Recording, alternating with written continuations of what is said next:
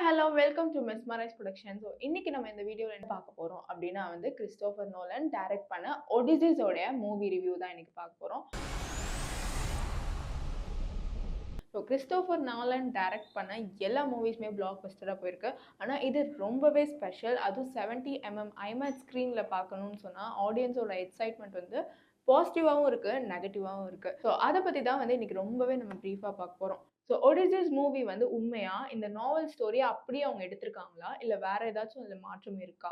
அது மட்டும் இல்லை, ஒடிசிஸ் யாரு, அந்த கேரக்டர்ஸ்லாம் யாரு, ஸோ அவங்களுக்கு ஹெல்ப் பண்ண இந்த ஹோல் ஜேர்னி அந்த 10 வருஷம் அவங்க என்னென்ன சேலஞ்சஸ் அதை எப்படி ஓவர் கம் பண்ணி வந்திருக்காங்கிறது தான் இன்னைக்கு நம்ம பார்க்க போகிறோம். ஸோ ஒடிசிஸ் யாரு? ஸோ இந்த ஸ்டோரி பற்றி பார்க்கறதுக்கு முன்னாடி ஹெலன் அப்படின்னு ஒரு கேரக்டர் இருக்காங்க. ஸோ ஹெலன் யாரு அப்படின்னா பாரிஸ் பிரின்ஸ் ட்ராயோடைய ஒரு குயின்.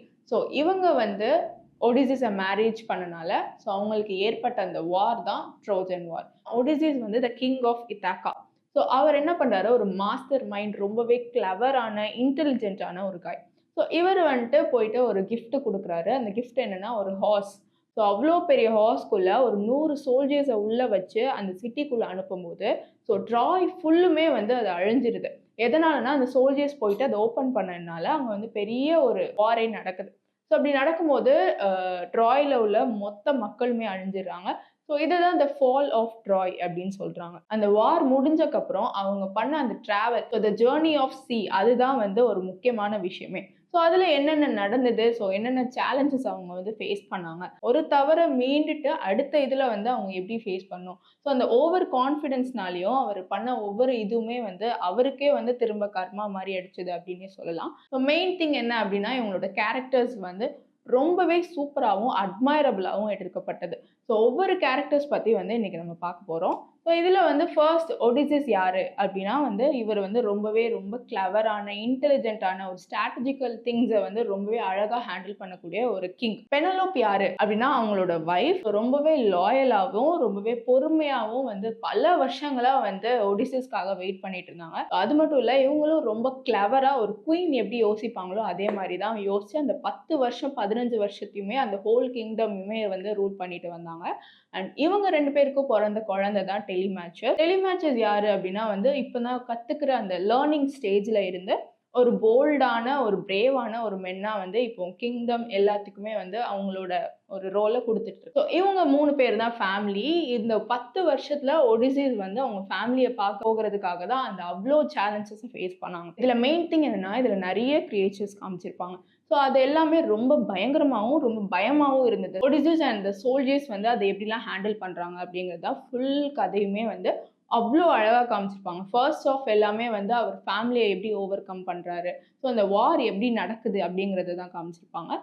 செகண்ட் ஆஃப் ஃபுல்லாகவே அவர் என்னென்ன சேலஞ்சஸ் ஃபேஸ் பண்ணாங்க அப்படிங்கிறது தான் இருக்கும். ஸோ இந்த கேரக்டர்ஸ் 3 பேருமே தான் ஒரு மெயின் கேரக்டர். ஸோ அதை தாண்டி ஒடிசிஸ்க்கு கைட் பண்ணுறது, அவங்களுக்கு சப்போர்ட் பண்ணி நெக்ஸ்ட் நீ என்ன பண்ணணும் அப்படிங்கிறத ஃபுல்லாக சப்போர்ட் பண்ணது யாரு அப்படின்னா அத்தேனா. ஸோ இவங்க யாருன்னா எ காட் ஆஃப் விஸ்டம் அப்படின்னே சொல்லலாம். இவங்க தான் ஃபுல் கைடன்ஸுமே ஒடிசிஸ்க்கு கொடுத்தாங்க. நெக்ஸ்ட் என்ன அப்படின்னா பொசைடன். இவர் எதனால அந்த 10 வருஷம் அந்த ஜேர்னி அந்த சீக்குள்ளேயே நடந்தது அப்படின்னா இவர் பண்ண தப்புனால மட்டுமே சாபம் கொடுத்து அவங்கள 10 வருஷம் அந்த ஐலாண்டில் அலைய விட்டாங்க. ஸோ அது எந்த மாதிரியான சாபங்கள், எப்படி அதை தாண்டி வந்தாங்க அப்படின்னு பார்த்தா ஃபர்ஸ்ட் ஒரு ஒரு ஒத்த கண்ணு உள்ள ஒரு மனுஷன். ஸோ அவர் ஒரு ஸ்மால் ஜெயின் கிரியேச்சர் அப்படின்னு சொல்லலாம். இவர் யாரு அப்படின்னா அந்த கடல் அந்த பாசிடேன்னு சொன்னல, அவர் அவரோட பையன் தான் அது. ஸோ ஒரு ஃபாதர் ஆஃப் சி அப்படின்னு தான் நம்ம அந்த பொசைடன் அந்த கேரக்டரை சொல்ல முடியும். ஸோ அவர் பையனை அந்த கண்ணில் குத்தி தப்பிச்சு வரும்போது யாரு அப்படின்னு சொல்லும்போது ஐ எம் நோபடி அப்படின்னு சொல்லியிருப்பாரு. அப்படி சொல்லி தப்பிச்சு வரும்போது அவரே வாய் விட்டு அந்த வார்த்தை நான் தாண்டா ஒடிசிஸ் அப்படின்னு சொல்லியிருப்பாரு. ஸோ அதனால மட்டுமே அடுத்த பிரச்சனைகள் அவங்களுக்கு உருவாகுது. ஸோ கொஞ்சம் வாய் வச்சுட்டு சும்மா இருந்திருந்தா கண்டிப்பாக அடுத்த என்னென்னு நடந்து வீட்டுக்கே போயிருக்கலாம். ஆனால் அது தாண்டி அடுத்தடுத்த சாபங்கள் ஏற்படுது. ஸோ எதெல்லாம் பண்ணக்கூடாதுன்னு சொன்னாங்களோ அது எல்லாமே அவங்களோட சோல்ஜர்ஸ் பண்ணாங்க. அண்ட் கிட்டத்தட்ட ஒடிசிஸுமே நிறைய தப்புகள் பண்ணனால மட்டுமே அந்த 10 வருஷம் 15 வருஷம் கழிஞ்சு போச்சு. நெக்ஸ்ட் கேரக்டர் என்ன அப்படின்னா சைரஸ். ஸோ ஸோ இந்த கேரக்டர் யாரு அப்படின்னா வந்து அவர் வந்து சாப்பாடுக்காக போயிட்டு ஒரு வீட்ல போய் கேட்பாரு. ஆனா அந்த பொண்ணு என்ன பண்ணுவா அப்படின்னா வந்து மனுஷங்கள அனிமல்ஸா மாத்துறதும், அனிமல்ஸ மனுஷங்களா மாத்துறதும் ரொம்பவே வந்து வியர்டாவும், அந்த சாபம்னால தான் நீங்க இங்க இருக்க அப்படின்னு வந்து அவங்களே எக்ஸ்பிளைன் பண்ணுவாங்க. அப்படிதான் ஒண்ணொண்ணையும் தாண்டி அந்த ஆறுதல மான்ஸ்டர்ஸ் கிட்ட போயிட்டு மாட்டிப்பாரா, ஸோ அத தாண்டி கைட் பண்ணி அதுக்குன்னே கேலிப்சோ அப்படின்னு ஒரு கேரக்டர் உள்ள வருவாங்க. ஸோ அவங்க வந்து தான் வந்து நெறையவே ஹெல்ப் பண்ணுவாங்க.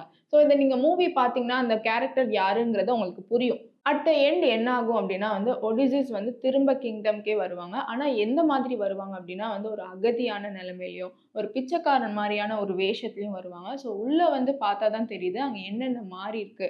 அண்ட் அவங்களோட வைஃப் மட்டும் தான் இப்ப வரைக்கும் லாயலா வெயிட் பண்ணிட்டு இருந்தாங்க அப்டின்னு தெரிய வந்தது.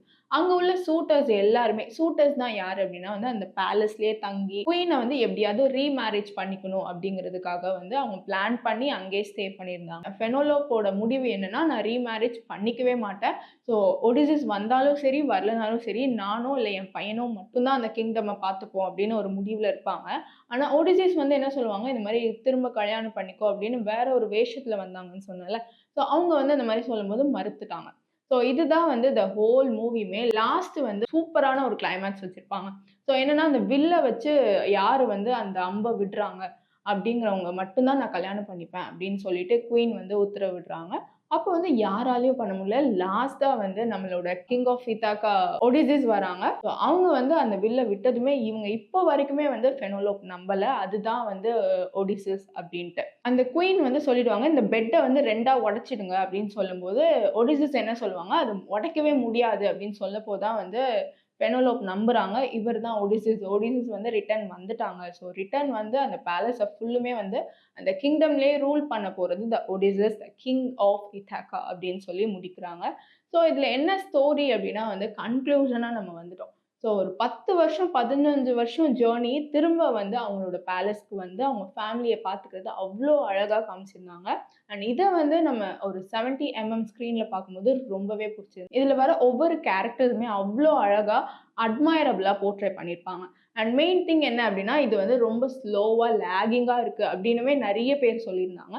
அண்ட் அப்டி லேகிங்கா, ஸ்லோவா இருக்கப்போது மட்டும் தான் அந்த கேரக்டர்ஸ் யாரு அப்டிங்கிறத நம்ம டைரக்ஷன், ஸ்க்ரீன் பிளே மூலமா அவ்ளோ அழகா சொல்லியிருப்பாரு. ஸோ கிறிஸ்டோபர் நோலனுடைய blockbuster movies, Interstellar, Oppenheimer so இந்த மாரியான மூவிஸ்ல இப்போ வந்து ஒடிசிஸும் வந்து எல்லாரோட ஃபேவரட்டான மூவி அப்டின்னே சொல்லலாம். அண்ட் உங்களுக்கு என்ன பாசிட்டிவ் ரிவ்யூ என்ன, நெகட்டிவ் ரிவ்யூ என்ன அப்படிங்கிறது உங்க பாயிண்ட் ஆஃப் வியூல இருந்தும் சொல்லுங்க. அண்ட் மறக்காம மெஸ்மரைஸ் புரொடக்ஷன் சேனல சப்ஸ்கிரைப் பண்ணுங்க. This is VJ Nithyashree signing off. By.